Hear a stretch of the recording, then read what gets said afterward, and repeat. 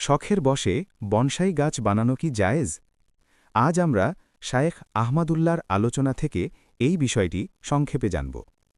Bonsai মূলত একটি প্রাচীন শিল্প।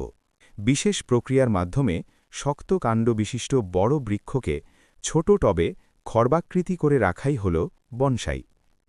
ইসলামী ফিকহের একটি মৌলিক নীতি হল পার্থিব সব জিনিসই মানুষের জন্য মূলত বৈধ, যতক্ষণ না সেটি হারামের অন্তর্ভুক্ত হয়।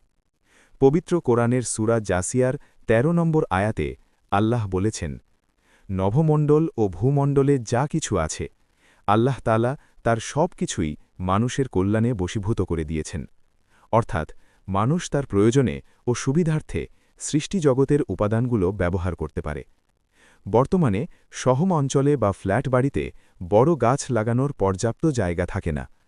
এমন পরিস্থিতিতে কেউ যদি শখের বশে সৌন্দর্য বর্ধন করতে কিংবা ঘরে বিশুদ্ধ অক্সিজেনের জন্য বনসাই গাছ রাখেন, তবে তাতে কোনো বাধা নেই।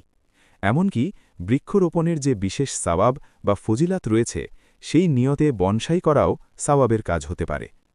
পরিশেষে শায়েখ আহমাদুল্লাহর মতে বনসাই বানানো বা সংরক্ষণ করা শরিয়াতের দৃষ্টিতে কোনো গুনাহের কাজ নয়। এতে কোনো হারামের সংমিশ্রণ নেই, তাই এটি সম্পূর্ণ জায়েজ।